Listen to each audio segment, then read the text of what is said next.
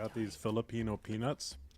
Mm-hmm. They're very tasty. You have it within you to They're grow. very tasty peanuts. Look at these. Break it. Mmm. Incredible. I want some. They're very Yeah. Those do salty look though. good. Filipino peanuts. Filipino You got, peanuts. like, We can start sharing that with the audience too. 12,000 sodiums. Audience, what do you think? Should we? Oh, Oh, now there's music. I think it's past. We've been live for like 20 seconds. We don't need the. Oh, hi, Oh. guys. Hi. Oh, hello. We don't need a theme music song with anymore. Filipino Straight. peanuts. Oh, hi, guys. Yep, all right. Filipino It's all right. peanuts. That Um, that was we're the start. the Good intro. Soundbooth Theater improv troupe. Analog selfie filter is what Justin has invented here. Yeah. Yep. there it is. Oh, Yay! Hey, that's the show. Good theme God, song. Thank God. Wow. I'm so And happy applause. to be I here. didn't know what to do with myself. Okay, so I officially like Wednesdays better, first of Oh, yeah. all, for Yeah, this why's show. Because, we already had our meeting, right? Like, it's kind of a social day. It's become a social day, yeah. right? Hump day. So I'm into that. Today we have a very special show. We were supposed to have Ray Johnson, I think, but he's I don't know, he's gone missing or something. He's on a secret mission. We can't tell you He anything may be about on a secret mission. It could be. It Did could I be. miss the team meeting today? it. Actually, Nope. Team meetings next week. Oh, Yeah. good. All Okay. team meetings next I was week. terrified too. No, don't be scared. It's all right. Shh. Ouch. So Ray is supposed to be here. I don't know what's happening with him. Maybe he didn't get the email that he was supposed to. Maybe it hit this spam folder. I don't know. Maybe I should email him after I'm done blabbering at the for this moment. But we also have another special guest, Mr. Matt Dinnaman. I'm sure a few of you have heard of this motherfucker. But just a couple of them, I'm sure. Just a few of them. So I'm really looking forward to that. I'm actually going to be going to visit Matt mid-April.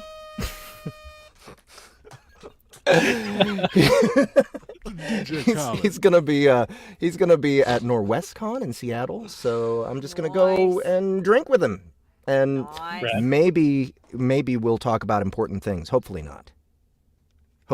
But it'll be a party. And yeah, what else is going on today? We have a classic poll Mhm. to stroke, and we have do we have a game? Do we have a game today? Ish. Gary's games minus. Gary's games minus Gary equals Gary. games. But do we have something? Do we have something to play? I think according to the announcement, Gary's games minus Gary today equals reading reviews in funny accents. Oh, I like it. okay. I'm down. Do we know which reviews? Alright. Reviews of our own stuff. I think so. I think that was the idea. Yep. Okay, So says the cool. announcer bell. So I think one thing that we could be doing, if any of How us good are the bad reviews? We need to find all the bad yes, reviews. definitely Yeah. have to be bad reviews. So yeah, when our hands are when our hands are idle, we can be looking through our reviews and trying to find stuff to read. I think that's a good way to go about it. So yeah, and I think it'd be good if we're all reading our own reviews. So JTJ, you find your narrations. Zach, you find your narrations. Anybody talking shit? That's what we want. And Anywhere at all, like on Audible or on. if you have other sources of people talking shit on you, for sure you can use those. I'm not well versed in this. I hope my fingers are fast enough to figure this shit out. We have time. It's our last segment. So Yeah. This is gonna be Yeah. great. go at a I'm relaxed excited. pace. Find shit that pisses you off. Can I just Take go picture. to Audible and type in shit review plus Annie Ellicott? I wish. in the- Audible's search system, I don't think is that sophisticated. Damn Yeah. it. The Audible nastiness is not a Yeah, thing. yeah. Wow, we have 24 people here. Wow. Glad to have you guys. And before we get started with another episode of the Anti-Hero Chronicles, written by Mr. Joe DeProf right next to me, we will go through some news. Lots of news. Okay, so last week What came out last week? We had the Land of the Elementals box set come out last week. Is that right? Yep. Right. Yep. Books 1 through 3, more than 40 hours of audio for 1 credit. Yep. Yeah, it's crazy. Go pick that up, guys. Also, book 4 is out, and book 5, I think we're starting this summer. So definitely go pick that up. We also have the very first Soundbooth Theater audiobook narrated by Mr. Zachary Johnson, who is on the other side of me. That one is called The Other Guys, Heroes of Last Resort. Wait, which one comes first? Is it the series is The Other Guys? The series is The Other Guys. Okay. Heroes of Last Resort, The Other Guys, book 1. I'm in that. Annie's in that. I'm in that. Yes. I like the single I am ding. also in that. Ding and muted. I'm in that. Ding. Hey, Harmon your own Cooper's ding. here. Hell yeah. Hello, Harmon. Harmon. Yes, Harmon's feedback loop came out last week. That's right. Books 1 through 4, that's more than 20 hours of audio. Yeah. And book 1, I redid. I re-recorded book 1 because I just loved it so much. And I was so regretful that the series was going to be over. Books 7 and 8 are already recorded. They're being packaged now to be in the next box set. That should be out. Do we have a targeted release date for the volume 2? Justin? Sorry, I was just reading a terrible review. Oh, nice. Got distracted. Second volume of which book? Volume 2 of Feedback Loop. Oh yeah, volume 2 of Feedback Loop is coming soon. That's going to be timed. That's going to be a timed release, and I can get the number for you if you like. While he does that, I'll tell you about more stuff that's come out recently. Forging Zero by Sarah King. Holy crap. Yep. So happy about that Yes. one. I don't know if you guys... Ahmed, I don't know if you can pull up that cover real quick. May but 1st. It's May 1st. Harmon Cooper. May 1st is when buddy. Volume 2 of Feedback Loop is out. That's books 5 through 8. 7 and 8 have never been released on audio, so these are brand new audiobooks. Plus, both of these volumes have an extra short story each. The first short story in Volume 1, books 1 through 4, has Quantum winning an Olympic gold medal. And it's wonderful. And for all of you people who just absolutely love listening to us eat things while we narrate, it is the perfect one for you. Nice. So, thank you, Gary. So, make sure to pick that up. Back to Forging Zero by Sarah King. This is an audiobook practically 9 years in the making. She released Forging Zero in 2013, and it absolutely blew up. And this was, this is when I first started making audiobooks.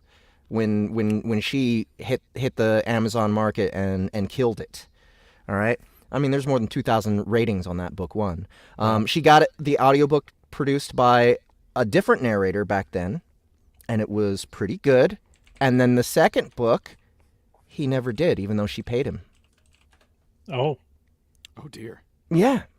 So it's just been sitting in limbo for a long time, and thankfully her fans happened to be my fans eventually, and they said when Sarah came back to working, I believe she was right after a 3-year hiatus.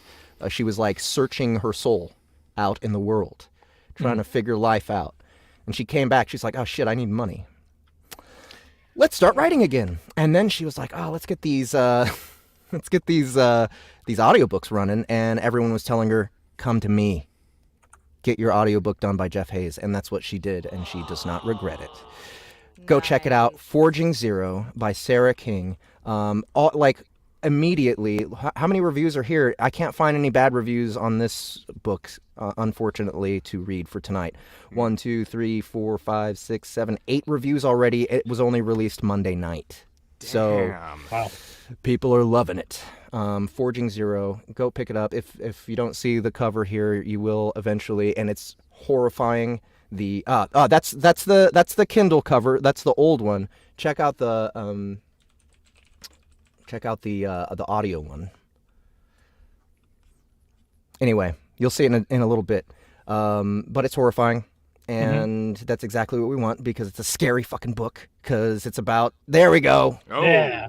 Look at that Yeah, guy. it's a bit grainy. I think he got it straight from Audible, but yeah, that's a character named Narin, and he's not nice. He doesn't seem like a nice guy. He's not nice. Love got the eyes. Some cool prismatic scales going on, though. That's Yeah, cool. yeah. So anyway, go pick that up. Let's see, and then we have. Is there anything else? Did anything release this week besides Forging Zero? Well, we've just uploaded Biomedical Self-Engineering, so that's going to be coming out soon. Is that book 1 or book 2? Book 1. Book 1. 2 is going to be hot on its heels. Nice. So stay tuned for that. And that's John Svensson, by the way, for anyone who doesn't know. And he also wrote a short story in the Delvers anthology that we have on the website. What is it called? Surviving Ludus. So if you guys are curious, you can check out that series and see more of John Svensson's work. Mm-hmm. All right. I think that's all of our news. Mm-hmm. I think, yeah. That's all of our news. Chewing? Is it ASMR? Next Tuesday we'll have cold reads for Chrysalis. I think that's it. That's all the news. Let's do this. Let's do this Anti-Hero Chronicles. Oh yeah. With our new like in-house narrator. We have a narrator now, guys. We do. Mm-hmm. A real live narrator. Yeah. They're hard to find. We kidnapped him. Mm-hmm. Don't tell anyone. Okay.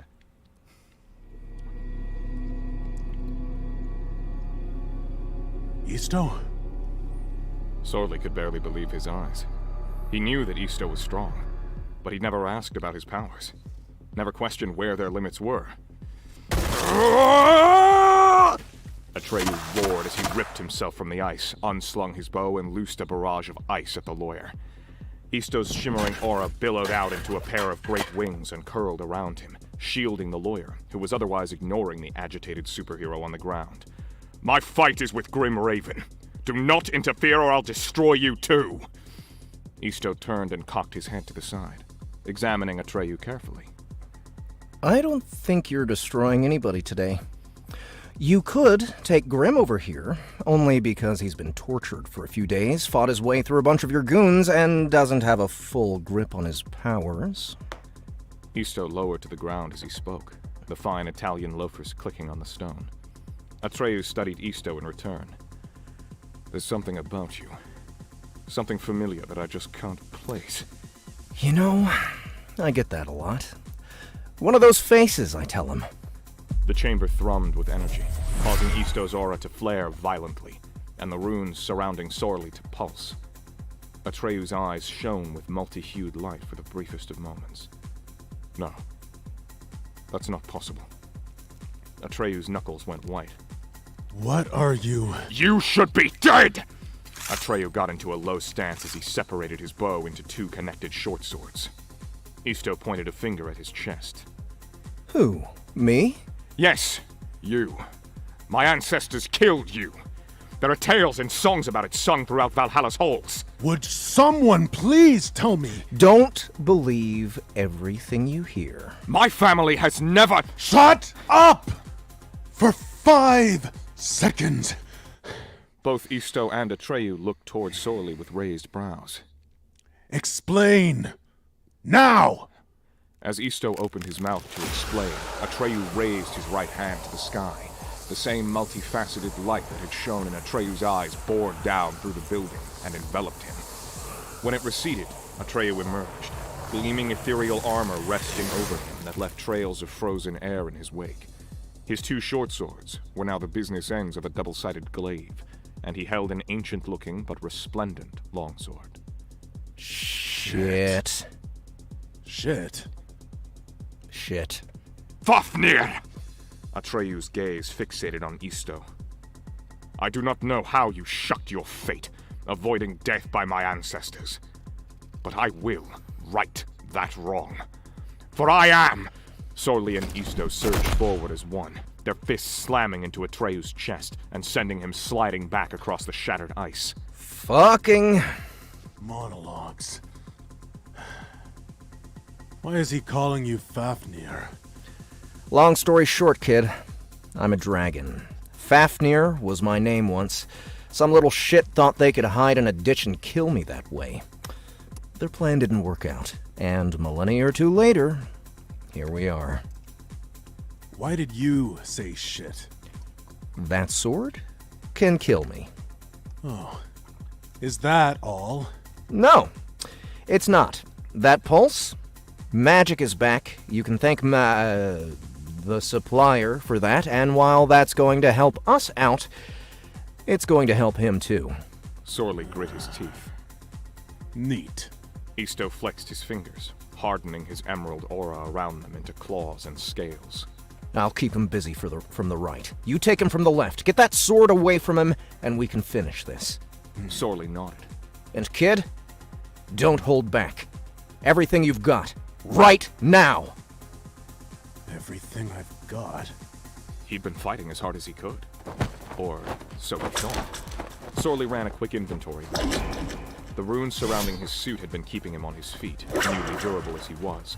Sorely was still tired. His feather sword was still in one piece, and he could make a couple more if he needed to.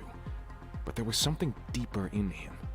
Something that he couldn't quite get to, couldn't access. He launched from his spot the split second after Isto charged Atreyu, sword trailing by his side and sparking off the ground. Atreyu swung the large broadsword at Isto in a deadly quick horizontal arc. Sorely, acting on instinct, moved 2 of the floating runes to the soles of his feet and activated them, surging forward with a burst of flame and feathers. Isto leaped over the strike, pirouetting in midair to dodge a flurry of jabs from the double-bladed staff, landed, and went on the offensive just as Sorely arrived, bringing his smoldering feather blade crashing down at the dragon-killing broadsword. Atreyu reversed his grip on the hilt and pulled it away, spinning in an outstretching circle to menace both Sorely and Isto with all 3 blades. You know, as much as I've enjoyed myself, I think it's time I start taking things seriously. What do you say, scum? He hopped backward, skipping across the cracked and broken floors, and leaving ice in his wake. Let's see it then! Isto raced forward with a battle-mad grin on his face. Is he having fun? Isto pursued Atreyu with a series of rapid claw slashes and cracking whip-like attacks from his aura, which had been expanding more and more into the shape of a dragon as the fight wore on. Atreyu's defense manifested in rapid twirling of his glaive, his body, and lashing out with the broadsword whenever Isto got too close. They were so fast. Sorely focused as he ran. There was so much noise. Between the Vikings and some pro wrestler bellowing, gunshots, Panzer yelling about cannons, explosions, the moans and groans of pain from familiar voices, he thought he heard leap somewhere in there too. Hey, guy, are you still in my head? Sorely received silence. At least Isto, the supplier, Panzer, and Leap had come to get him out. They were giving their all to help him. And he couldn't even keep up. What about you, guy thing that keeps calling me Vidar? Are you there? Again? Silence. Fuck. Sorely pumped his legs harder, trying to clear the splotches of ice without landing in another with each stride. A flap of wings by his head gained Sorley's attention. Having a rough go, are we? The raven soaring alongside Sorley tilted its head to the side. Has this bird always been here? See, the power you're using, that's just from your old man. There's a whole nother side kept away in ya. You're not Hugin or Munin. The bird squawked with laughter and pecked at the top of his head. You're thinking the Norse are the only bastards invested in making heroes. The Morrigan?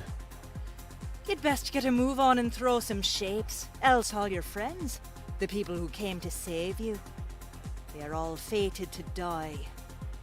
For a half second, Sorley didn't see a raven flying next to him. He saw a warrior woman. Her hair a trail of burning flame behind her, a rectangular shield across her back, sword on her hip, and a spear in each hand. She was equal parts wise and alluring, beautiful and deadly. A goddess of war. But You have it within you to grab hold of that fate, twist it, Break it. You must bring it out, young one. Bring what out? All the hurt on your inner sides. Bring it out. Make it your strength. Don't let it be your weakness anymore. In a puff of black feathers, she was gone, just as suddenly as she had arrived. Isto and Atreyu had made their way almost back to the observatory. Sorley was still lagging behind. He had witnessed Isto's power before, when they first met in the hospital room, and later when he punched the house-sized training golem across the bunker. This was different. It was hard to tell who had the upper hand. Isto was the one pursuing Atreyu across and sometimes through the maze, and while the two blades of ice on a stick bounced harmlessly off of Isto's aura, the broadsword parted it with ease and threatened to carve through the lawyer if it landed. A number of cuts in his perfectly tailored suit demonstrated that fact well enough. Atreyu wasn't flawless either. He was having a hard time keeping up with Isto's assault. There were deep gouges in his armor from Isto's spectral claws, and the wispy ethereal armor that had shrouded Atreyu was flickering from the abuse Isto's crushing blows had landed.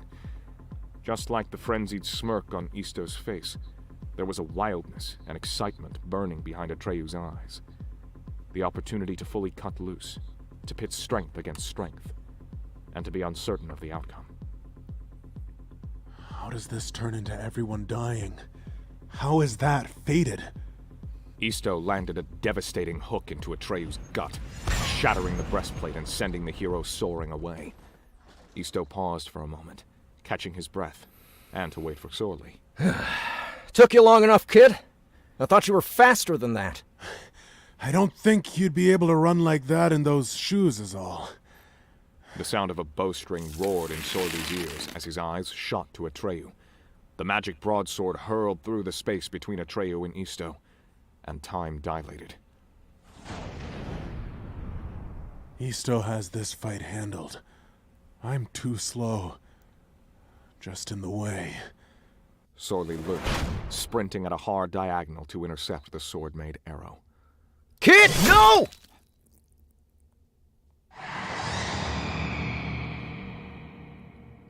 Oops. You both did.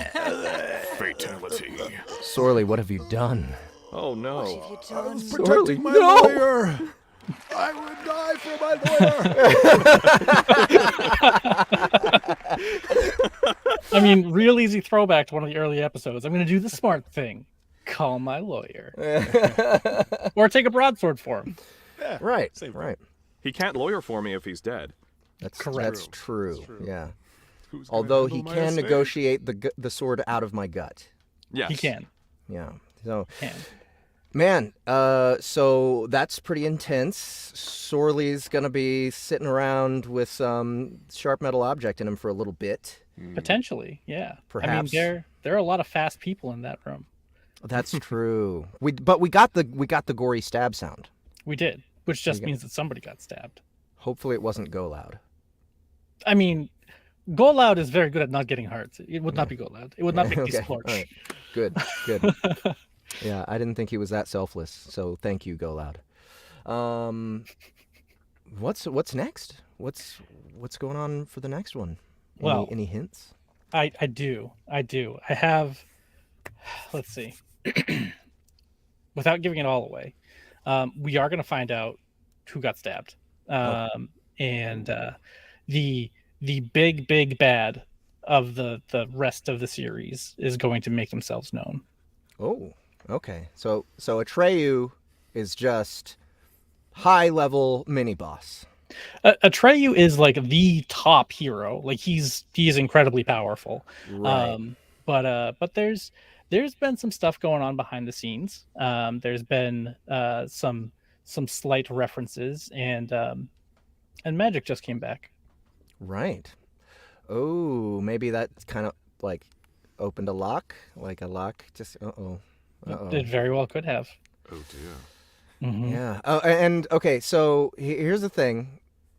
Unclear on how, the rules for dragon characters work. Mm-hmm. They're still powerful if they're not dragons. They Correct. still have powers if they're not in their dragon form. Mm-hmm. Is he like? But he could dragon out at some point. He'd be He could. like, all right, fuck this. He I get it. absolutely could just like completely like actual scales, breathing fire, the whole shebangle. Right. So he's not doing that right now because I don't know. Is he just being lazy? Does it take a lot of energy to unhuman and re-dragon? There's that whole like dragon instinct thing, right? And like Isto doesn't want to rule the world, right? And like dragons are like the natural born leaders of Right. different things, depending on like the mythology that you're looking at, things like that. So if he dragons out, he has to fight against his own instincts while trying to deal with like the descendant of the Norse hero that's wielding the sword that was rumored to have killed him. Gotcha. Basically, lot to while manage. he's in human form, his dragon balls are like wrapped up Pretty and, much. and like tucked away. Mhm. Gotcha. Yeah. You don't want him to get too Dragon Ballsy. Yes. Clever. Oh, very nice. Very nice. Thank you. All right, cool. Well,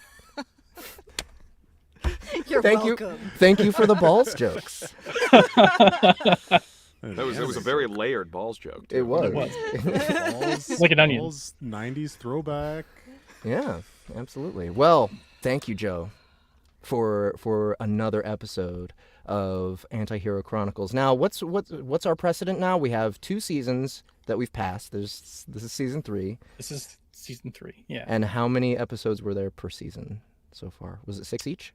It was right around 6 each. Yeah. Okay, cool. And that was 3. That was 4. 4. Shit, we're already almost to the next arc. Almost. I'm loving this, man. Yeah. Oh, Scar Nightshade, sorry. Just had to show that one. Okay.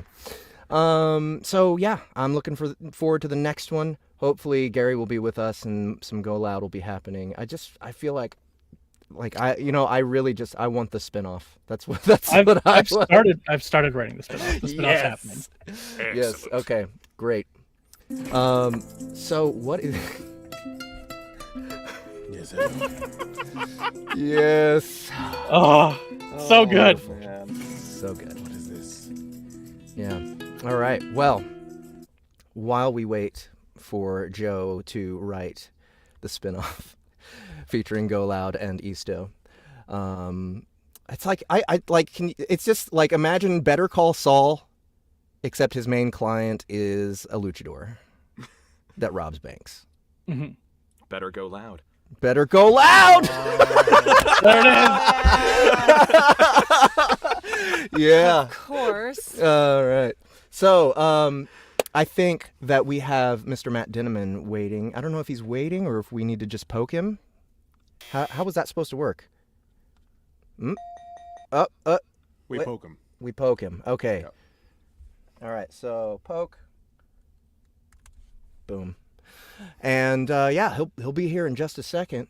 Meanwhile, can we see the cover of Kaiju Battlefield Surgeon Episode 5 coming out next Thursday? There he is. Here he is. Hey. Audience, come on, react. What the hell? Come on, we have a celebrity here in Matt Dinnaman. There it is. Oh, wait. There it is. A All right. celebrity. Yeah, a celebrity. And Matt drew this. Really? You drew this? No, he didn't. Oh. I totally bought it. Yeah, me too. Wait, what? But he did approve it.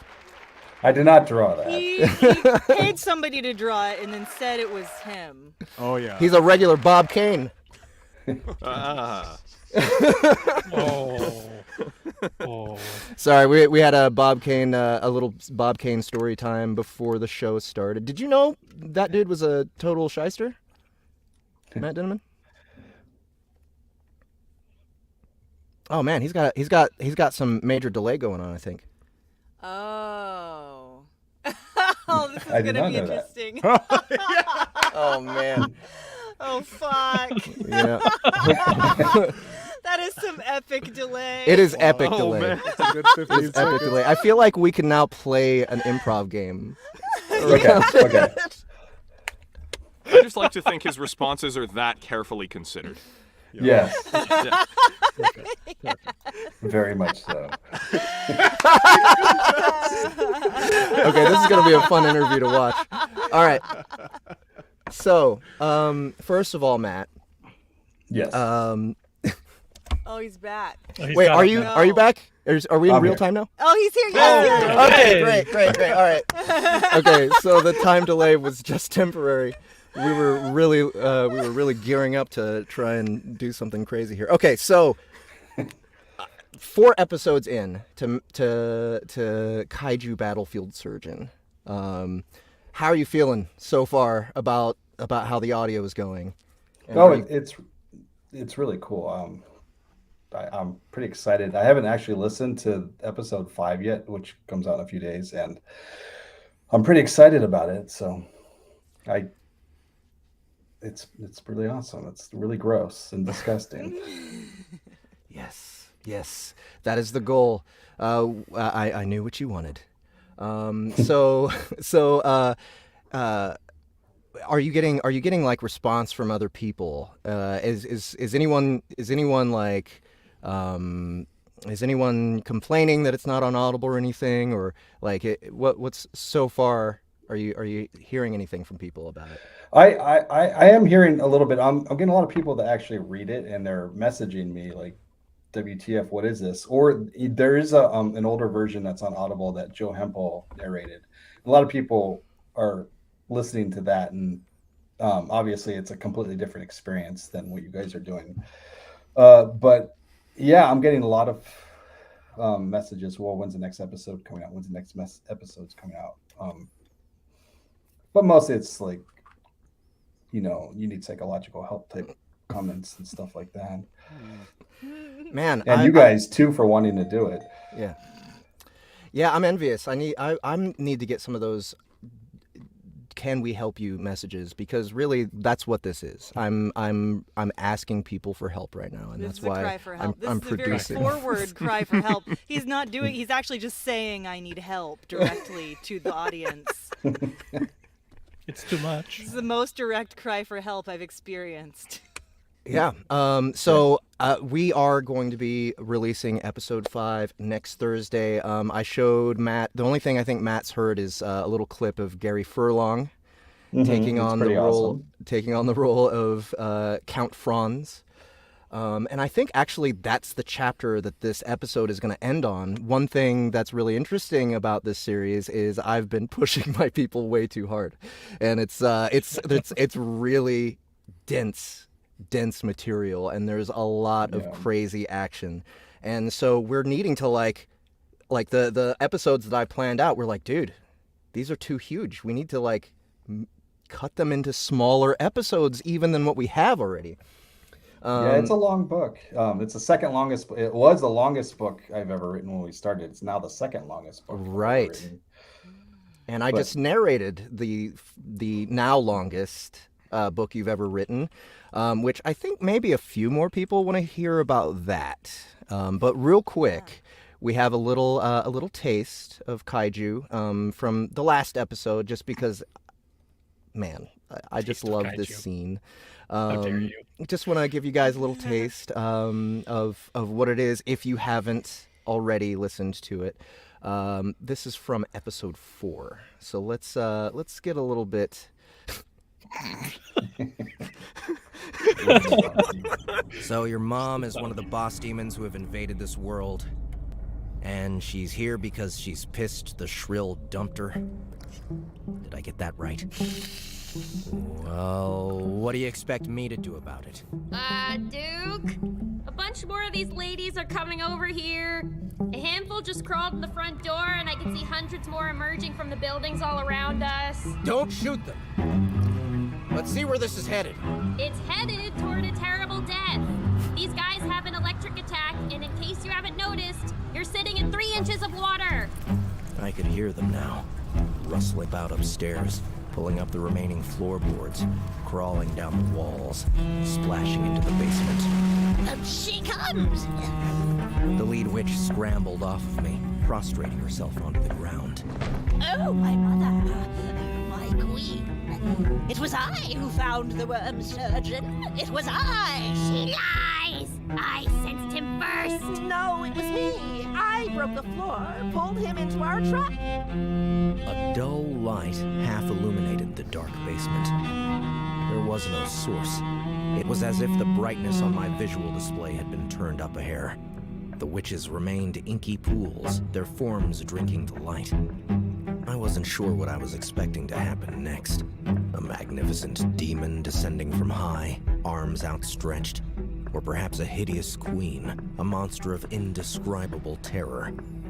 Something as glorious as it was terrible. I was not expecting a donkey. The beast jumped into the room from above. It landed with a splash. It had a ribbon around its dainty neck. A small bell hung from the ribbon, and it gave a light jingle as the donkey settled to a stop. This was a normal donkey. A small donkey at that, like the size of one of those Shetland ponies. And other than its uncanny ability to be able to jump a full story down into a basement unharmed, there was nothing about it indicating it to be anything other than ordinary. That is, except for the name tag blazing over it in red, flaming letters. Queen Lamashtu. Prince Stolas had a single flaming crown after his name. This donkey had twin crowns, one before and one after. Stolas had been a prince. This was a queen. A donkey queen. All around me, witches hissed and lowered themselves in worship. They were suddenly everywhere, prostrating themselves before their mother. They filled the room, the walls around me in the basement, peering down over the hole in the floor. Hundreds of them. The black oil seeped off them, pooling all around me, joining with the water of the basement. Clara hovered into my view, floating in midair in the midst of the witches.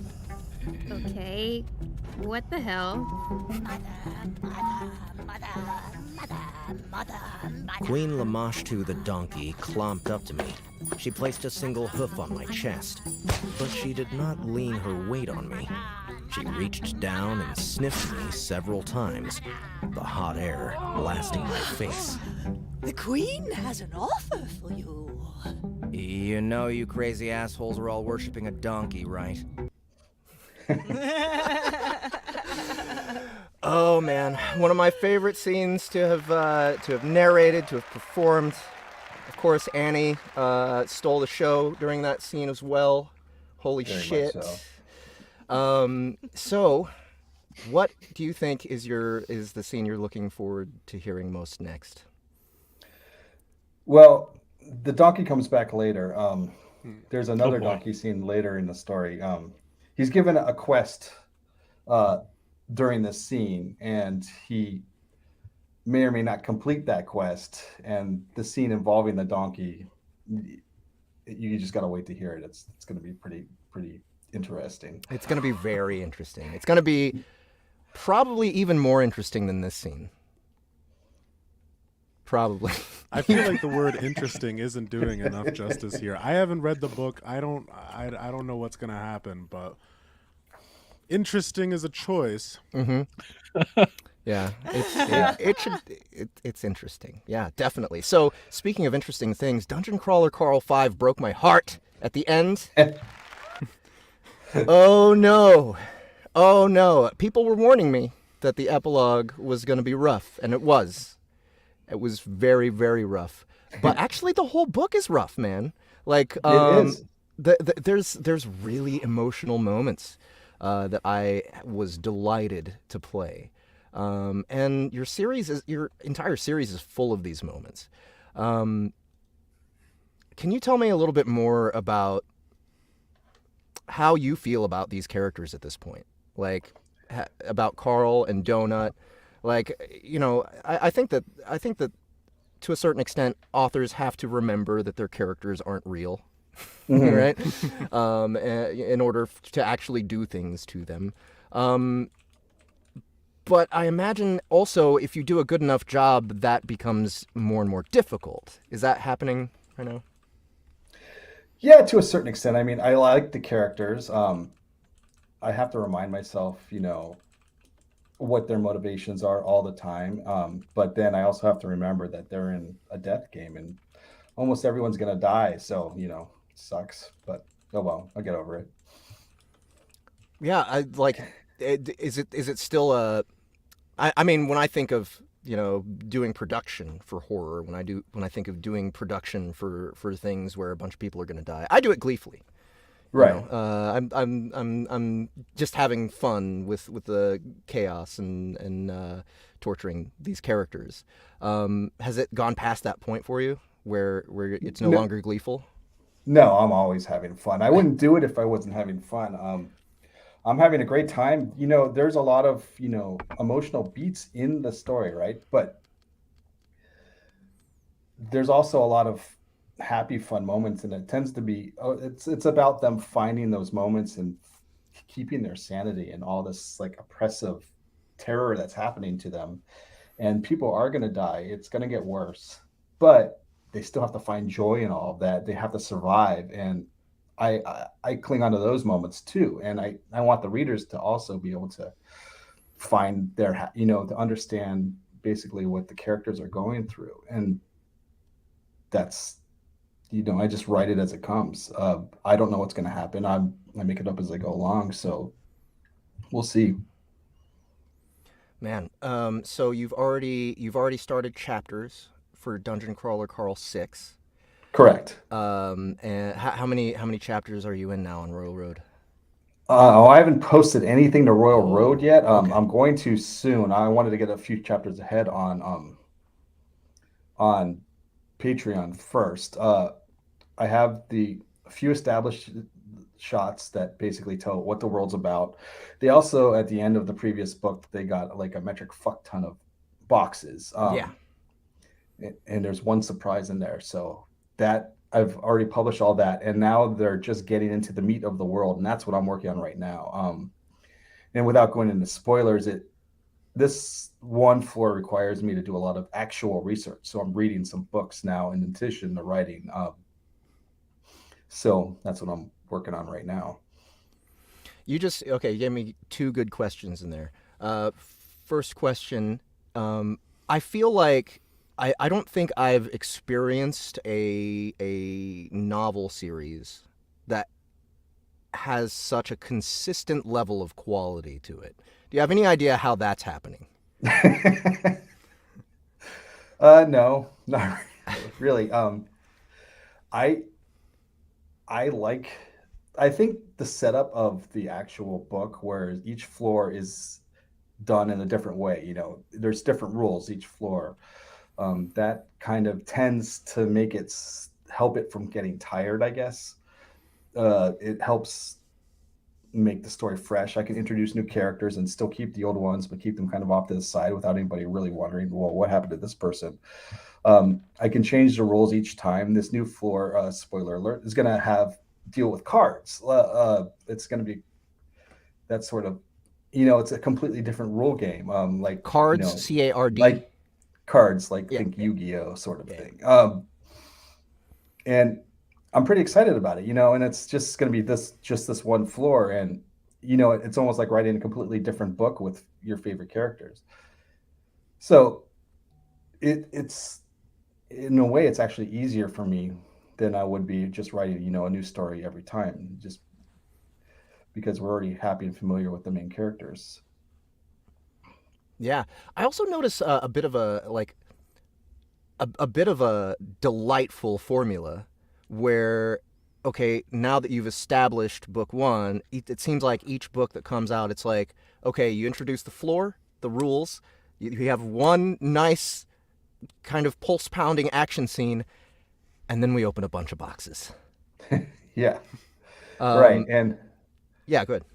And I've noticed that rhythm. I'm trying to break out of it, because that is a rhythm that, you have the beats, and I don't want it to be too repetitive. And that's basically what just happened in this book. Is the new one that hasn't come out yet.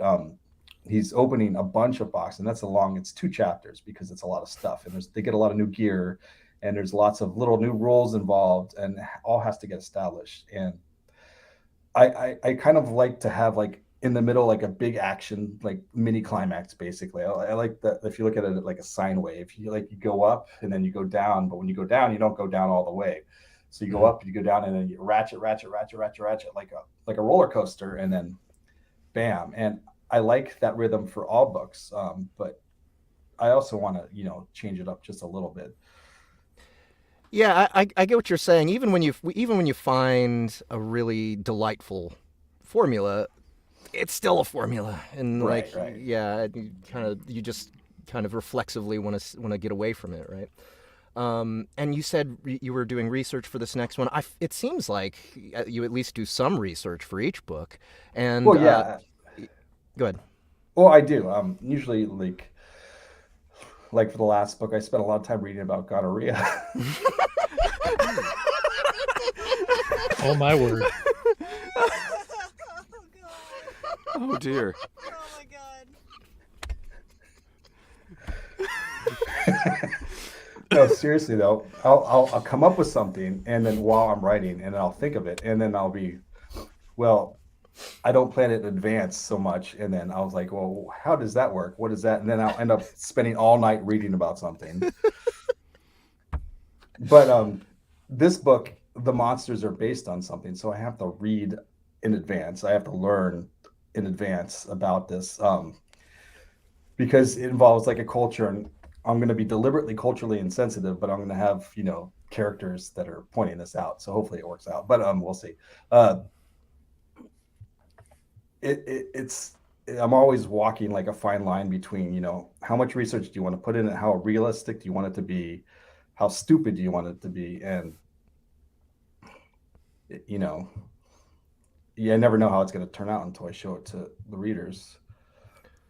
Right. And speaking of monsters, that's one of my favorite things about the book as well, is that you, like, as retarded as most of the monsters are that you bring up, I end up looking them up, and they end up being pretty much real things.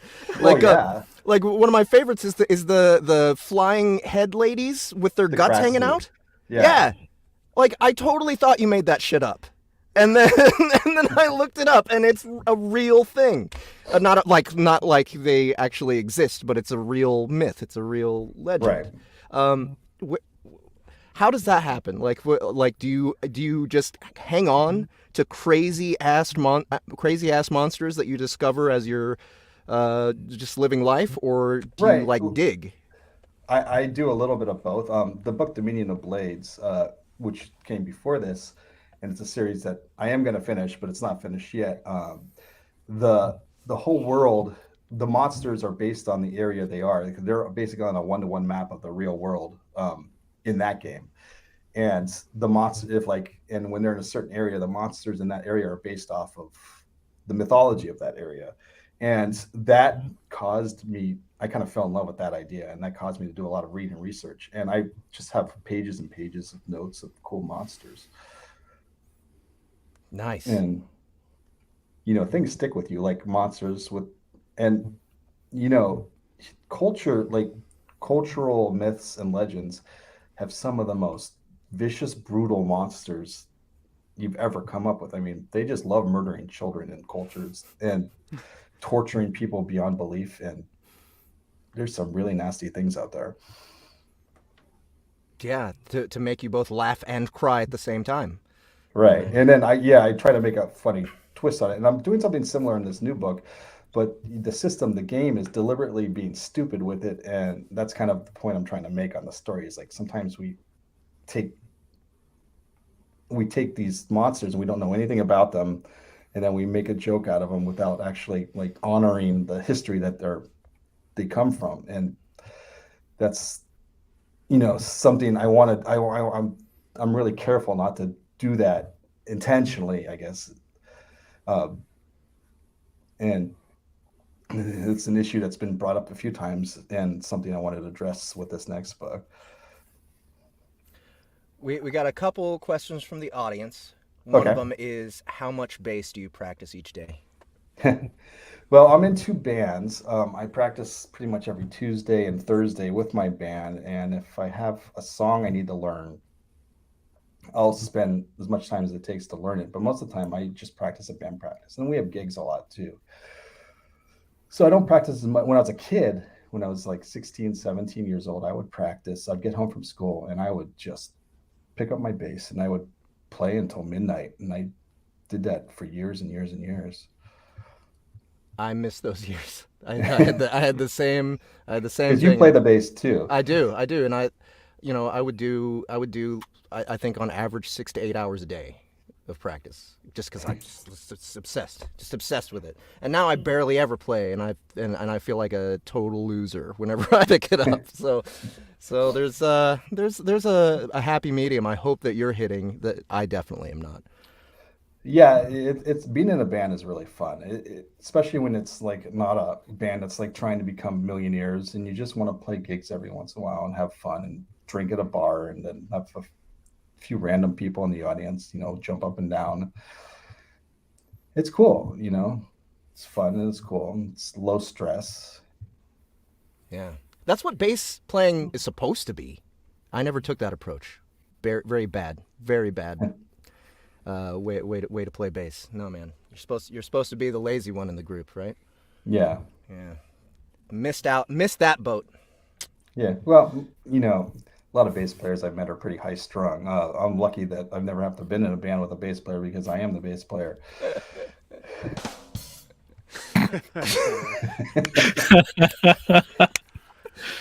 There's a related question here. What is your best bass face? I don't know. I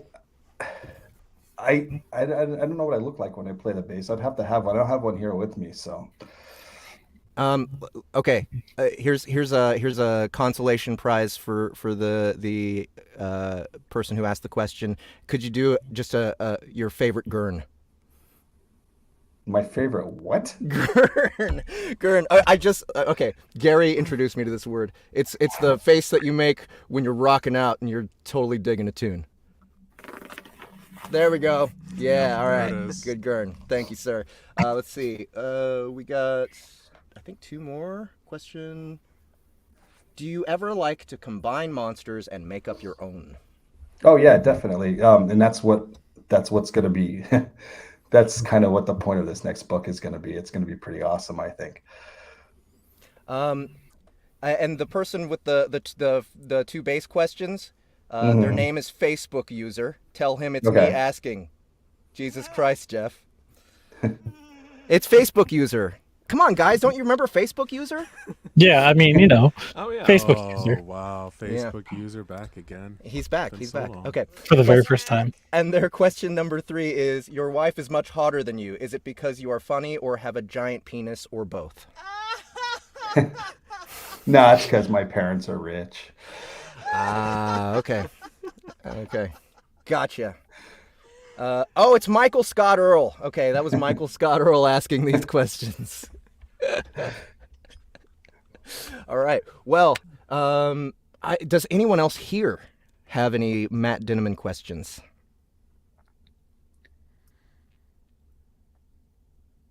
Silence! You guys are lame! Thinking. Where's Annie? You know why we don't have questions? Oh, there you are! It's because Jeff has tasked us with looking for bad reviews of ourselves anytime we're not using our hands. Have you been like sitting down there Indian style? Yes, because you told me to. I didn't tell you to do it Indian style in your the booth. whole time. Crisscross applesauce, please. Oh man. Okay. Well, thank you. Give my back a break. Thank you so much for coming and hang out with us for a second, Matt. We are going to be doing some improv games later if you're down for that. If not, I totally understand. I'm going to be taking off, so I probably won't be back in time for that. Okay. So. All right. Anything else you want to say to the people about anything? No, I'm really excited for Dungeon Crawler Carl 5 to come out on audio. If there's any delays, it's mostly my fault because I gave Jeff an after the credits scene that's a little extra. It's a little bit extra. It's a little bit extra. Nothing we can't handle. But I know. I'm looking forward to it. Yeah. Yeah. Oh man, I love those sunglasses. It just ties the cat together. Ties the cat together. What What a way to say that. Yeah. It really does. All right. Well, just for anybody who's curious, we're aiming for like a month and a week. I think that we can do a month and a week. It's already in polishing, so that's a good sign. You know, it's been completely narrated. Just please, if you want to. If you want to munch on something, go to our website, go to our platform. You can pick up the Dungeon Crawler Carl 5 cold reads there. It's actually 14 hours of audio. I would say about a third of that is me fucking up, cussing, yelling, talking to people in the audience and stuff like that. Otherwise, purely unedited. And yeah, it's a lot of stuff. And it's just like the first 30% of the book. So, yeah, go munch on that if you guys are curious. Go to soundbooththeater.com, download it to the app. And then that's going to be gone as soon as we publish it to Audible. So it's like a digital collector's item or whatever. It's like digital stickers to decorate your own app. Cool. Anyway, thanks again, Matt, for coming and hanging out. And, yeah, glad to have you. Awesome. Thanks, guys. See you later. Take care, Matt. All right. That was Mr. Matt D. And what's Big next? D, they call him, over at his wife's parents' house. Where the rich people live. His wife's parents' house. Okay. Yeah, that's correct. Thank you, Ahmed, for confirming. That is what they say. That is what they call him. That is what they call him. The domicile of the parental units of Yeah. the wife of Big D. Big D. So, all right. So we are on to the classic poll for tonight. I need to go dig this thing up. Let's see here. Devin Auspland. Someone pronounce that for me. Auspland. Auspland. It just Auspland. Okay. The Arbiter, Midgard, a LitRPG adventure. So this is the one that won the #1 spot on our SBTL Classics poll. That means I'm going to read it, and I'm going to take it serious as fuck. So, clear the room, and I will read the blurb and overall character list and all that shit. Officially. There we go. All right. The Arbiter. Blurb about chapter. Now, I don't know what chapter this is supposed to be. All I got was a one-page PDF describing what the chapter is, but it doesn't actually say what chapter I'm supposed to do. It didn't come with a chapter. So we'll see. Let's see if he actually gives me enough context clues that I can actually look up the chapter in the Kindle version. Blurb about chapter. While mining metals to craft weapons and build up their arsenal to defend themselves against raiding parties, the settlement discovers, I'm probably not going to find it, a mysterious door at the end of the mine. They dispatch a team to investigate another potential threat. Overall book blurb. Is it possible for justice in a virtual realm of criminals? Full of criminals? Jailed for eternity for a crime he didn't commit, Toby is sent to Yggdrasil, a virtual reality prison based on Norse mythology. Artificial intelligences embodying the Norse gods run the prison. They offer Toby the unique class of Arbiter and task him with bringing order to their world full of Earth's worst criminals. Reluctant to accept, the gods offer him the chance to clear his name for a job well done. With the arrival of the Arbiter, a virtual cage of linked minds receives a new dose of truth. Finding unlikely allies in his new prison, Toby sets out on his mission to lay down the law. He proceeds to do so until he crosses paths with a raiding group led by a mass murderer and psychopath, Max, who vows to destroy everything Toby stands for. Can Toby bring justice to a land full of lawless rangers? Will he ever be able to convince his daughter he's not guilty of her mother's murder? Can he survive amongst the world's worst criminals? Find out this and more in The Arbiter, Midgard. Character list. All right, so we have everyone who enters the virtual world is reset to age 21 as part of the transaction. Some sound older or younger based on the age they were when they died, okay? Toby is the main character. He's an Arbiter class. Framed for murdering his wife, he's forced into the game. Has a bit of a chip on his shoulder and anger problems. Trying to bring law and order to the land in order to gain the chance to speak with the outside world again and bring his wife's true killers to justice. Sam is a hunter class, younger when he died on Earth, very excitable, a gamer at heart, and likes the fact that he's stuck in this world. In fact, he semi-volunteered, excited by all the game-like mechanics. In the story, the others refer to everything as the system, but he insists it's all a big game. Laura, who is a leather worker, secretly a rogue class. Her personality is very out there, or free-speaking is the best way to put it. She doesn't hold back her opinions or her blades and doesn't apologize for giving either.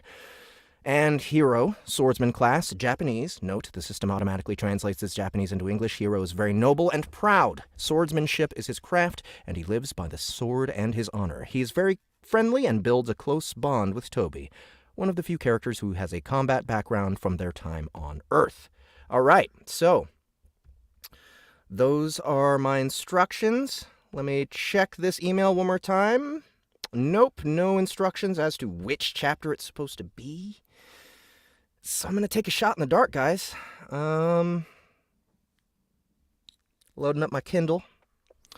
If anybody here has actually read this book and knows which chapter I described, please do tell me so that I can go find it myself.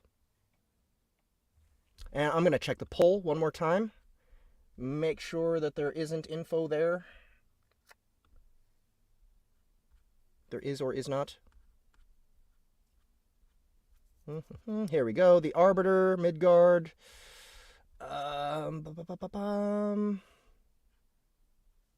Nope. Doesn't say. All right. Well, we'll have to figure it out.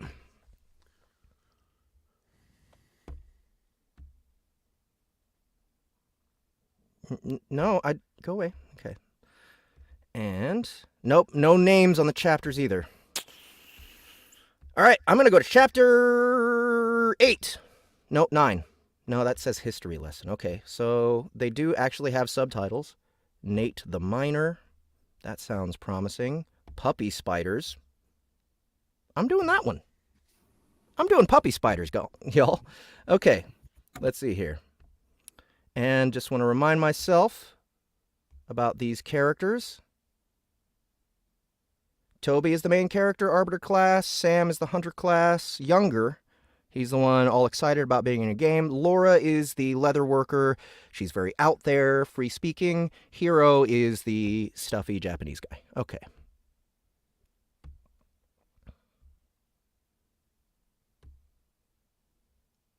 Chapter 11. Puppy spiders. So you have some great skill to kill the puppy spiders, right? Shuddered Toby. Who is he talking to? Excuse me. I'm going to assume it's Sam.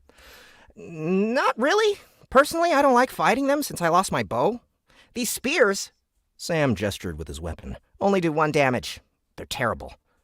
Well, hopefully when he's done today, Toby gestured at Nate, who was mining loudly behind them. We can get you a sword at least. I would still prefer my bow, but a sword would be nice. Are there any carpenters in town? Can't they make you a new bow? Sam nodded. There's one, and I suppose it's possible for him to make a bow, but everything we make gets stolen. Now that you're around, I suppose I could ask them to try. Having you equipped with your preferred weapon would make me feel a lot more at ease. Toby looked around the dark cave. I have 2 questions. How am I supposed to see anything in here, and where are the spiders you mentioned? I could light a torch, but it would just attract them more quickly. And to answer your second question, don't worry. With Nate slamming away with his pickaxe, it's just a matter of time. As if they were answering his call, loud, scurrying and screeching, purring noises came from deeper in the cave. Toby squinted his eyes in order to find anything among the blackness. He turned to Sam when he still couldn't see anything. What do we do now? We get ready. Sam readied his spear, gripping it firmly with both hands. Toby followed suit and tightened the grip on his axes. That's when he first saw one of them. a hairy black spider the size of a puppy, its body being roughly a foot long from head to butt. He noticed thin purple and yellow stripes along its legs as it ran toward them. "We got lucky," Sam grinned. "How so? That thing looks terrifying." "Yeah, but it's only one. They're much tougher to face in groups." Toby wanted it dead. He had never suffered from arachnophobia on Earth, but at the sight of a foot-long spider, his entire body shuddered. Not wanting to waste any time, he took aim and tossed one of his axes. Luck really was on their side. His weapon sank into the spider's body. "You deal 2 slashing damage to a baby tunnel spider." The spider stumbled backward and let out a screech of pain. Both Toby and Sam took advantage of the temporary distraction. Rushing forward, Sam plunged his spear into it. Simultaneously, Toby tossed his other axe. The weapon flew a little to the right and missed the spider's body. It caught one of its legs, taking it clean off. "You deal 2 slashing damage to a baby tunnel spider. You have caused a minor wound to baby tunnel spider." Toby then realized his mistake. One of his blades was stuck in the back of the spider, while the other was a few feet behind it. "I'm an idiot." He sprinted forward to grab his loose axe lying on the floor. While he ran, Nate continued to pierce the spider. His spear was actually proving to be quite the effective weapon against the creature, its length allowing him to keep it at a distance. As soon as Toby had his axe, he turned to face the spider. It took a step back and bent low. Lifting its rear to point it at Sam, it released a string of webbing directly at him. The webbing hit him directly in the chest. The spider immediately pulled Sam toward him, but Toby had rejoined the fight, severing the web with a savage downward slash. Now being directly above it, Sam thrust his spear down again and again as Toby positioned himself. When he was ready, he joined in with slashes of his own. The spider died only a moment later. "Congratulations! You have defeated a baby tunnel spider. You have been rewarded 10, 15 minus 5, non-party penalty, experience." Toby read over the rest of his notifications as he caught his breath. The one about the experience was eating at him. "Hey, Sam!" Sam turned to face him. "What's with the non-party penalty to experience?" The system penalizes us when we fight with non-party members. I think it's to prevent a bunch of people from taking on the same creature at once. Kind of makes it fair that way by limiting us." "Then why don't we form a party?" suggested Toby. I only have 1 point in charisma, and I used it to learn an ability that makes me more attractive to women. "Seriously?" Toby asked, more out of curiosity of such a skill's existence rather than wasting a skill slot for it. Sam nodded. "Yeah, there's a skill for practically everything, so choosing the right skills is truly important." "If the system limits us on the skills we have, are we able to drop skills or unlearn them?" "Yeah, but you lose all your points in it, and you won't know if you've missed out on a skill either. Toby cocked his head in confusion, and Sam took the hint to continue speaking. "So, let's say your strength is 1, and you've learned a weapon mastery like swords.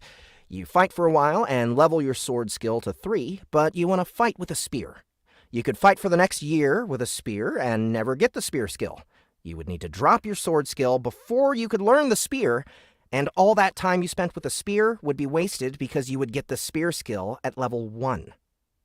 And if you ever wanted to switch back to swords, you would not only need to drop the spear skill and the time you spent leveling that up, but you would learn the sword skill back at only level 1, losing the 3 levels you earned in it previously." "Okay. You really need to plan out your build early then, I guess." "Yeah. It's okay to experiment, but only if you have free slots available. You would benefit more from picking a lane early and sticking to it." Toby scratched his head. "I still think it would be beneficial for me to have the party skill, especially if we're going to come here a lot. Besides, I have 2 points in charisma, so I can spare 1. Only question is, do you know how I can learn it?" "Yeah. There's a handful of people back at the settlement who have it.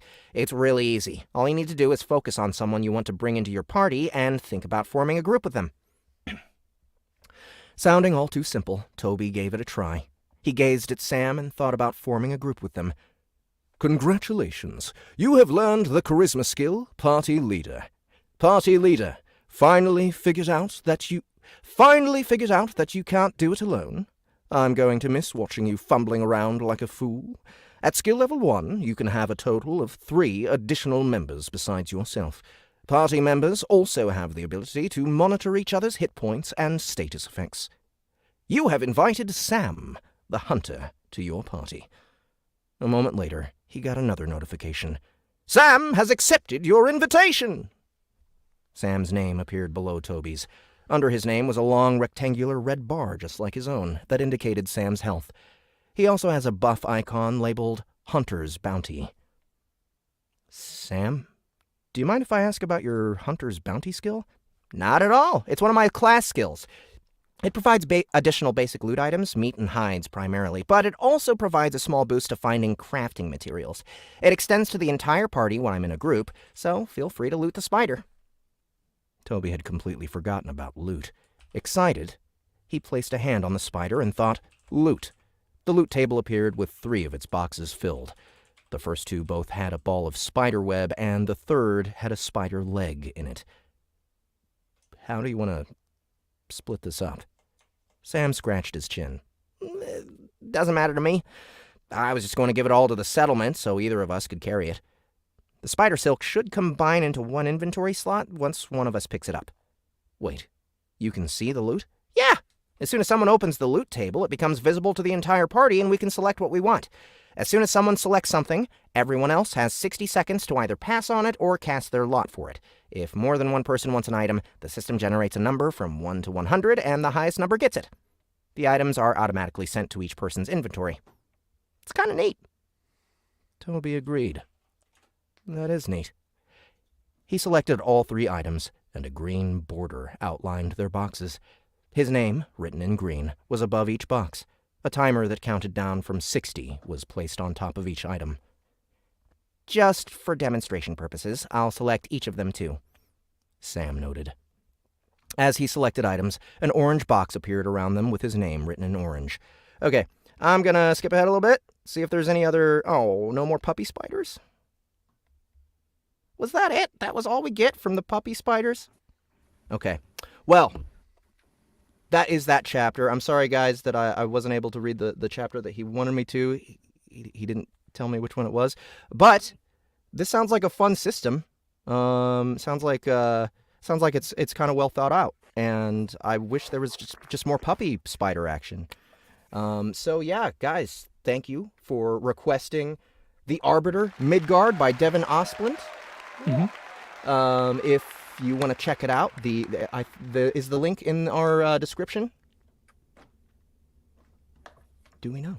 Don't know. It does not look like it, but I'm pretty sure that it's on Royal Road. That's what it looks like. Chat's talking about right now. Oh, is it? Mm-hmm. Yeah. So go ahead and check. Yeah, it's on Amazon. The Arbiter, Midgard by Devin Auspland. If what I just narrated sounds interesting to you, it's on there. It's on Amazon now. Let me see if they have an audio version. They do have audio already, narrated by Nicholas Kane. Oh wow, it looks like it's got some awards. Oh well, no, it's just they just use reviews on the cover. It's cool. Interesting. Yeah.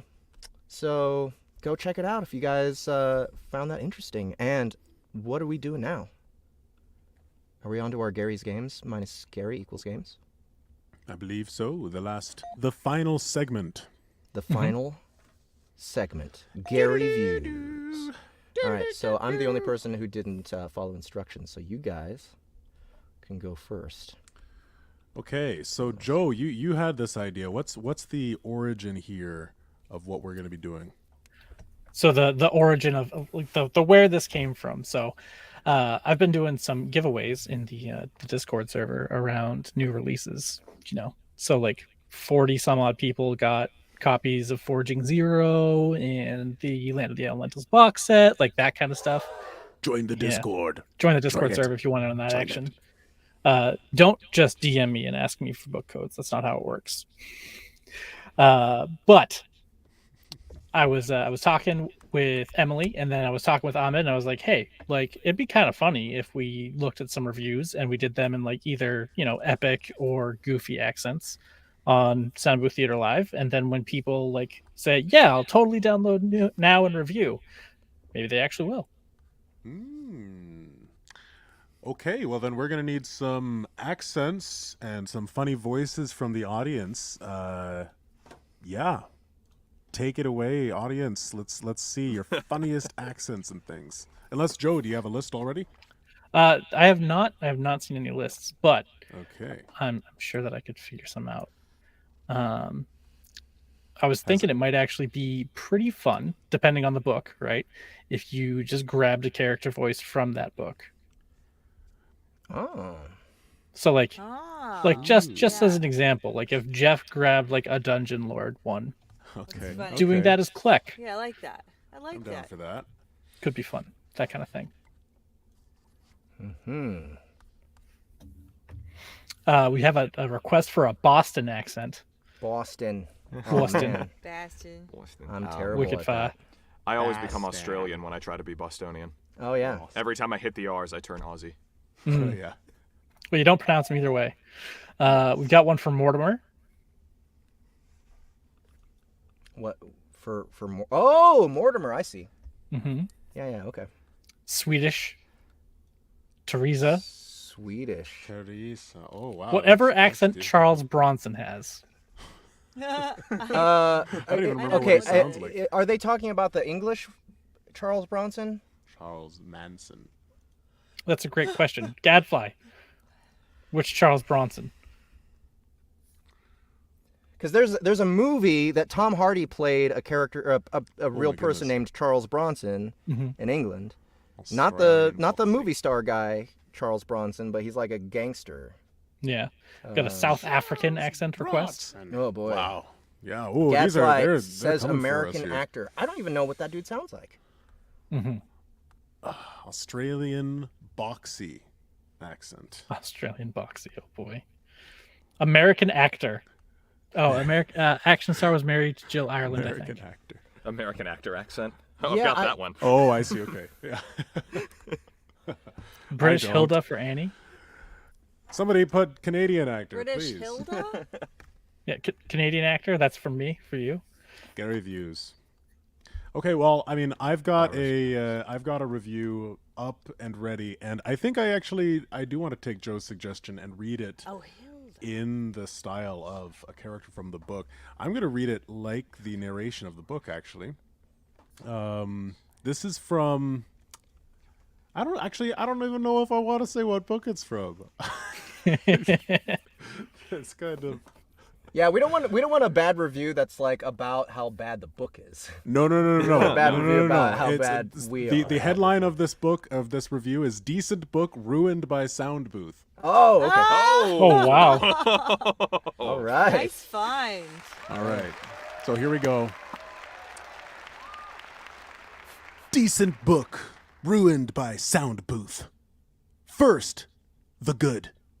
The story is interesting with the plot maintaining momentum.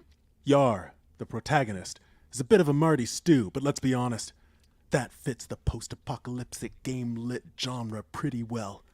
It's also worth noting he's still underpowered compared to his opponents, hunting him in the background.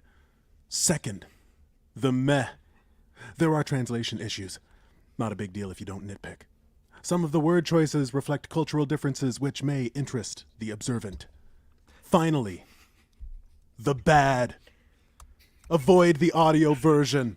Better yet, avoid Soundbooth theater in general.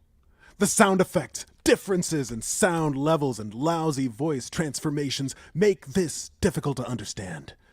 Expect to need to change the speed and volume often to maintain a comfortable listening level, and to repeat sections where the words are muddled by added sound effects. The end. Wow. Well, it's a production thing.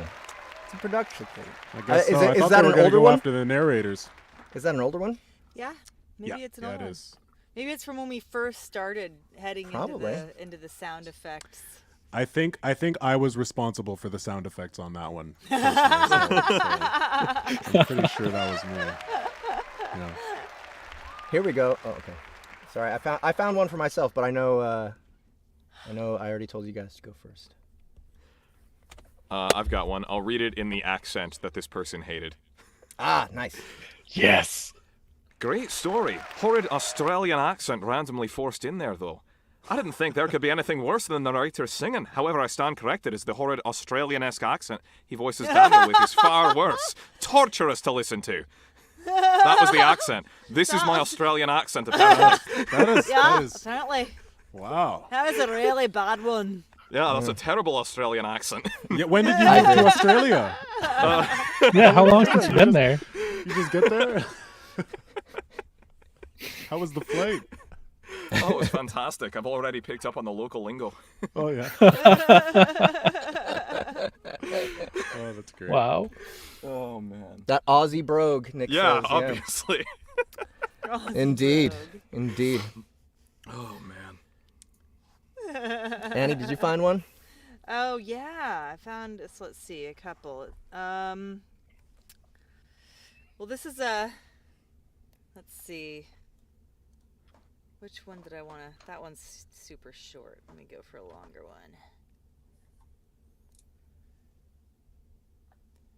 Oh fuck! I lost the one. Wait, where did it go? Hold on. All right. Well, you might have to come back to me. Okay. I have a litany of them because they're for one particular book. And I have a little bit of a story to tell about this book because I really, really enjoyed doing it. I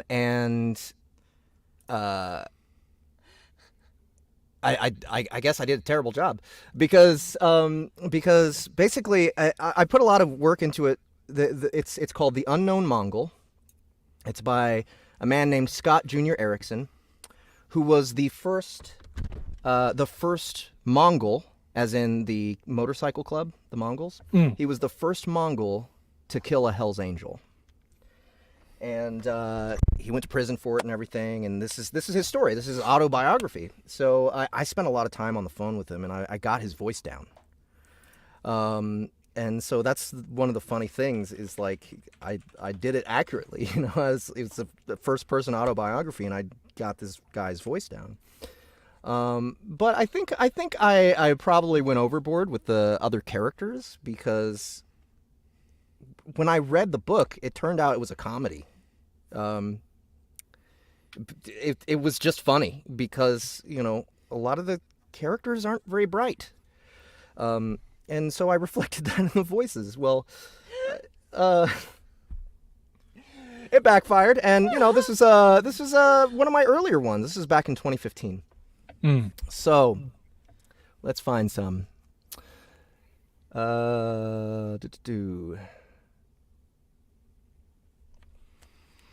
Drug dealer, bully, miscreant, career criminal, and irresponsible hoodlum. But I wasn't expecting the memoirs of Mother Teresa, so in this PC, toe-the-line world of virtue signaling sheeple, I enjoyed it. But for the narration. Oh man, he's referencing one of my favorite bad reviews. He says, what did the one reviewer say? Good book ruined by Muppet voices? Isn't that the truth? Who came up with Jeff Hayes for a bunch of iron butt bikers? Sounded like Opie getting his testicles squeezed. Awful juxtaposition. Here's another one. The book was the most boring of motorcycle club books I've read. The author clearly skims over all the interesting subjects. But the real problem was the narrator. He's fine at prose, but his voices are next level bad. Everyone sounds like an idiot. As the volume for voices versus prose... Also, the volume for voices versus prose is terrible. Voices are quiet, so the volume goes up and down. I quit 3.5 hours in. Yeah, okay, let's see. I can do one more, and then someone else can go, and I can just keep going down this list, because this is a gold mine. Excellent. The reader sounds like a 5th grader going through puberty, but don't let this stop you. Jesus. Fantastic book, fantastic adventure. So lame, the law-making criminals, the lowest of all criminals, get to decide the fate of others in the legal slave trade system. I don't know what the fuck I don't know what he's talking about there. But, Political agendizing. Oh man, okay, there's some great ones here. You guys can keep going. I got plenty. All right. Well, I didn't.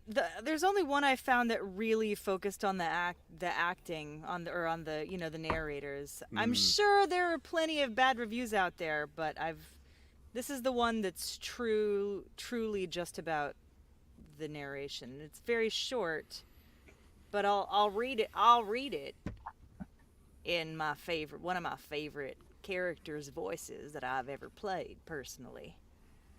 Just bad acting, bad Southern accents with lots of emphasis on bad prison stereotypes. Book is bad mistake. Book is bad mistake. That's literally what the sentence says. Book is bad mistake. Book is bad mistake. Just like that grammar. Indeed. That's it. I've got one that I can kind of cut out. They didn't really like the book, but I think they didn't like the performance more. They said the performance does not help at all. His normal narration voice is bearable, though he sounds like he has a stuffed nose. But when he starts to read notifications and game prompts, he switches into a dainty, high-pitched, clipped tone that I hope to God no one ever overhears while I am listening.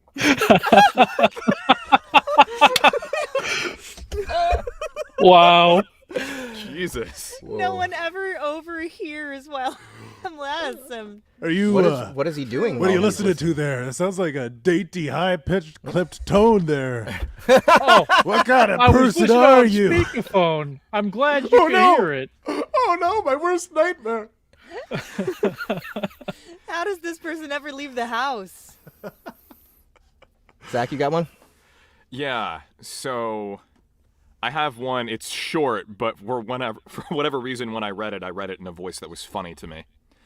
So it was, the narrator gives too much emotion into the reading when it really didn't need it, especially the sensitive stuff. Must be a stage actor. Must be a stage actor. I love it. These are great. I'm gonna have to do some like deep dive research and find some gems. Okay, let's see. Oh yeah, I'm gonna go ahead. I'm trying to remember how my voice went for this book. Yeah, well, he's kind of like this, a little bit like that. Yeah. Where to go? I had a really good one. Narration. The narrator sounded like. Does anyone remember the animated movie Heavy Metal from back in the early 80s? Yeah. He sounded like Den of Earth, the huge man with the kid's voice. Other than the voice, I love the story. I used to go on the river run, actually, in the 90s.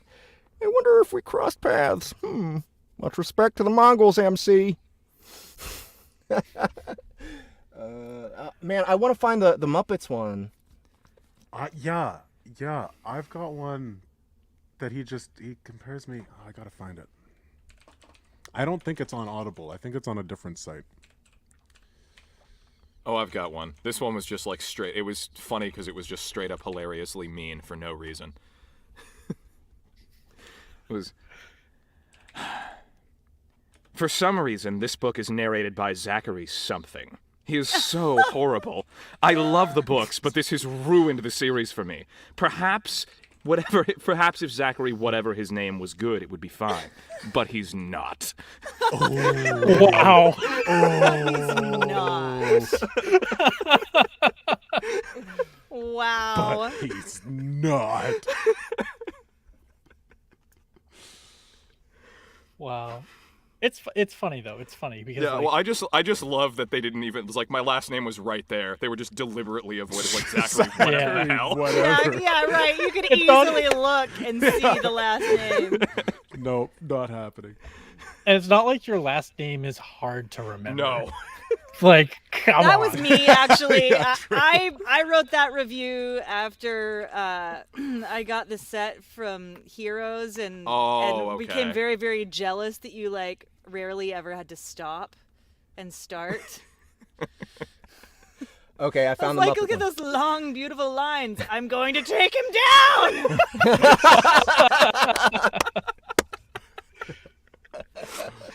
Big Zachary, whatever the fuck his fucking name is, right down. Perfection. My name is No not one's ever hard. gonna know that last name. It's an extremely common dick euphemism. It's not that hard. Yeah, it really isn't. Okay. Okay, I found the Muppets one. And this was back in 2015. All right. And I'll go ahead and I'll try do my best Kermit. Kermit? Did you just say Kermit? Okay. Superb book ruined by Muppet voices. I would absolutely recommend this book to a friend, but a print copy. The audiobook narration has me cursing like an outlaw biker as I listen to the many Muppet-sounding voices used for the characters. Oh, and this is one of those question and answer ones. What was one of the most memorable moments of The Unknown Mongol? Good coverage of prospecting. Don't want to give anything away. How did the narrator detract from the book? He should have just read the book without interjecting the extremely distracting voices that sound more like Muppets than outlaw bikers.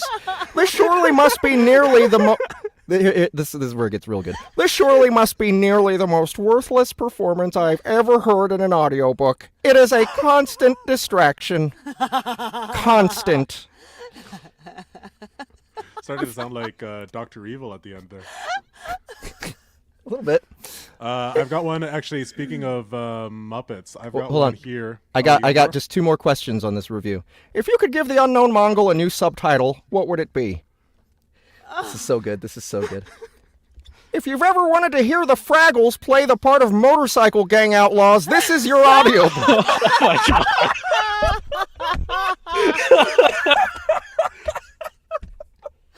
Yes, I do. Oh man. Oh Yes. god. And the Please. Oscar goes to Jeff Hayes. Yeah. Oh my god. Holy crap. Yeah. That was a good one. Jesus. That was a good one. All right. Go ahead, Justin. I'm sorry. Oh, you know what? It's really not much. I want It's that just, story too. It's just narrator sounds like Ernie from Sesame Street. One star. Oh, Ernie. It was a good story, well written. However, it know. was narrated like Mr. Rogers reading to a group of small children. I want to be read to by Mr. Rogers. Yes, Yeah, thank right? you. Hello? Yeah, exactly. That dude could have made a killing if he was living in our age, man. All right. Anybody have any more?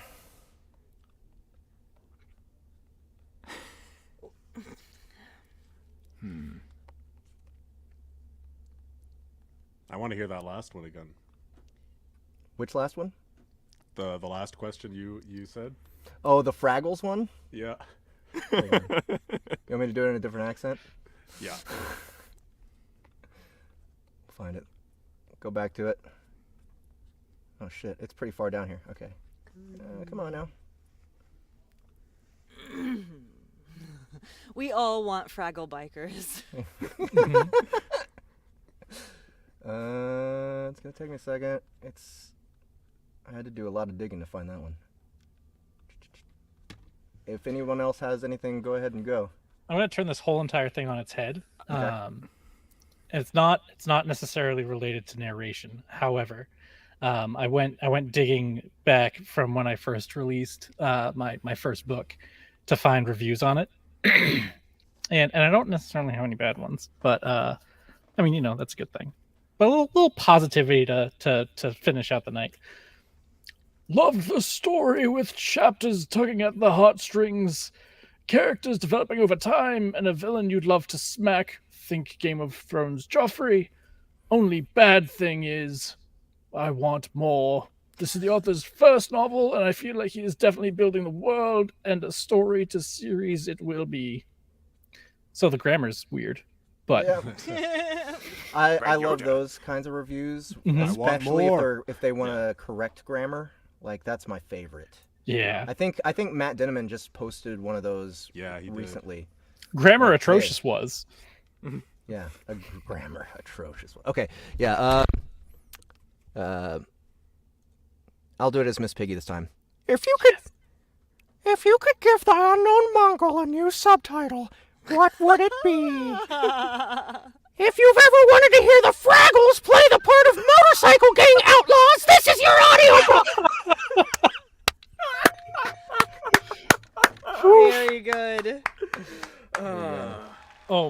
That was good. That was good. That was really good. You do a good Miss Piggy. Holy shit, Yeah. that was incredible. And very, very good Miss Piggy. Yes, Miss Piggy. Yeah, that's a better That's Kermit it. than I was doing. I couldn't even remember it. Miss did- Kermit the Frog here. There we go. Who did that? Oh no, that was Nice. yeah. That was Joe. Yeah. That's a really good Kermit. Mm-hmm. Kermit the Frog. Kermit the Frog. Kermit the Frog. Oh, nice. Kermit I did a Frog. terrible Kermit Kermit. the I Frog. totally forgot how to do it, and I just kind of like winged it. Kermit. We should read a Kermit and Miss Piggy script, Jeff, where I play Kermit and you play Miss Piggy. That's a good idea. Um, Have you heard the Weird Al song with Kermit and Miss Piggy? No. What?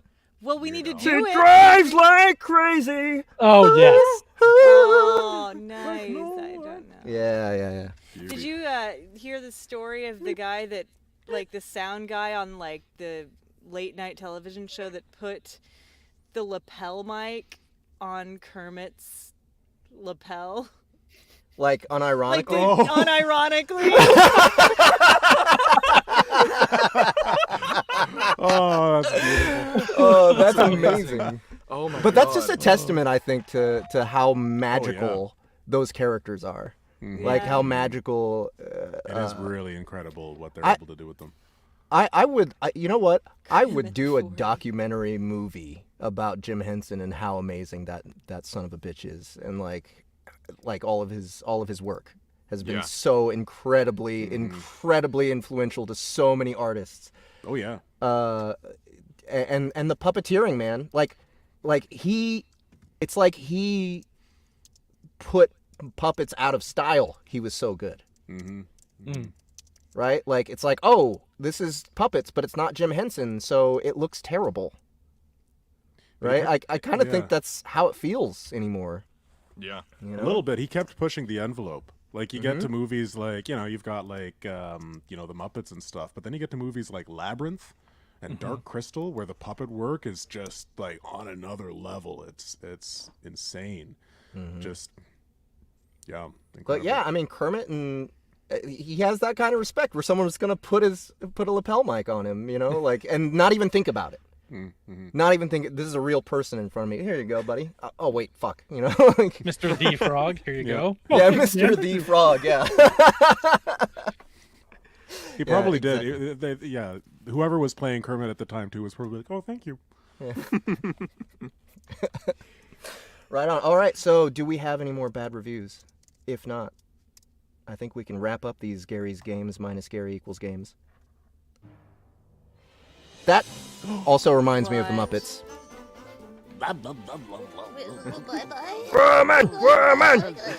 Animal! All right, guys. Thank you so much for coming to hang out with us. Thanks for having fun with us. Go study your Jim Henson. Animal! Find bad reviews of me and send them to me. Yeah.